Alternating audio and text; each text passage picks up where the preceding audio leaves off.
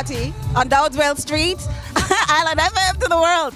And I'm here with my girl, Bodine, who we're going to have a little chat with about her Rock My Cherry video. Hey, Bodine, what's going on? Hey, Naz, I'm good. Okay, so, we laughed just now, but that's a whole joke, okay? We had a whole episodes in journalism from Dowdeswell Street. You and I have been the clique a little while now. Right. So we're here at the Island Vibes block party, and I'm dropping the Rock My Cherry music video. I'm really excited about that.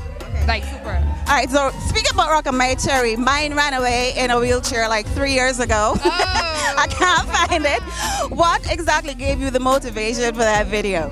To be honest, when we talk about Caribbean music and we talk about Caribbean festivals, we talk about the fun that everybody has. And when you go to a dance or to a party, you really move from one person to the next. You know, dancing, because a wine is just a wine. And it reminded me of ring play. It reminded me of how, us little girls used to get beaten when we were smaller, playing Rock My Cherry 1, 2, 3, 4.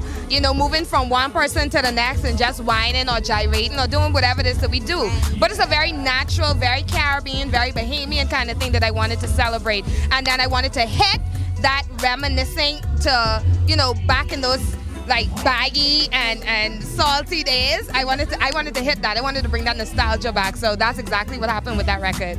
Awesome. Well, you're doing a lot of great things. What new things can we expect from you this year? Well, listen, I have 2 television shows. One is the Guinness Signature Sound, which I am the executive producer for. I'm really excited about that one. And it's going to give artists an opportunity to not only be heard, but to develop their brand with an international brand. I also have another one that I can't speak about right now. I'm not producing that one. I'm just a talent. But I get to travel, I get to eat, I get to enjoy the finer things in life and live the fabulous life. So you're doing it big, like we like to say here in the Bahamas.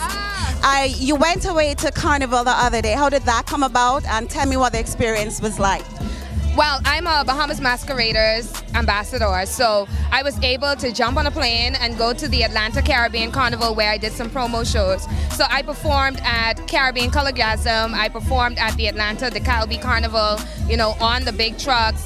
It's a very humbling experience as well as one that is extremely exciting. You get to see and feel all the vibes of the people, but at the same time you realize you're still a small fish in a big pond.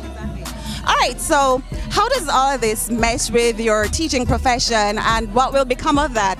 Because I see that there's a trajectory where you're actually going that way. So how will the two of them kind of, converge? You see, I'm going to transfer some of the teaching skills into the music, but I am removing myself from teaching eventually, simply because I know that the number of opportunities that are available to me as an artist and a musician are innumerable, and I want to take advantage of them. I have contracts with Amani here right now, local businesses. They're buying into me, they're buying into my brand. Bahamas Masqueraders is one of those brands. Island FM has been riding with me from the start. Rider, boop, boop. Hey.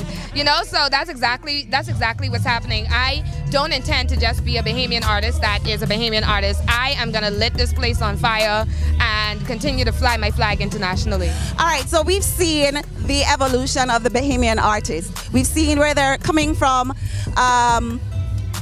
underground, and they're more in the mainstream these days. They're getting played and whatnot. How do you feel about that, and how do you feel about your contribution to that? Wow. Well, we're moving internationally. There's still a whole lot that we can do, but a lot of that is because people decide to step out of their comfort zones and they become full-time Bahamian artists. They put their time into developing music, developing sounds, developing their brands, creating visuals that people can appreciate. And then we're also networking with other artisans inside our craft, which is also taking them to the world as well. So that's a big thing. For me, I think that my part is being able to give access to young Bahamian artists who didn't have the same type of access that I had. I had access to television and I had access to stage through Icons Media. Shout out Ferrano Lowe's and Donald, and that gave me a whole lot of leverage and mobility. But a lot of them don't have that. And so what I'm going to do is I'm going to create opportunities and stages for them to develop their craft and for them to be heard. And that's how I'm going to play a part. All right, so we just learned a lot about Bodine, and right now we're going to play the Click Fast 5 quickly. All right, so you ready? Ready. All right, so wine or beer? Wine. Beyonce or Rihanna? Beyonce. Fave Netflix show? House of Cards. Beach or pool? the bark. I can't stand you. Jeans and sneakers or heels and dresses? Heels and dress. You better say heels and dresses. That was the Click Fast 5 with Bodine, y'all. All right, this has been the Click. I'm Nadine. And Bodine, I think it's time we get to that party. Hey, remember, the only way to get in is to click on.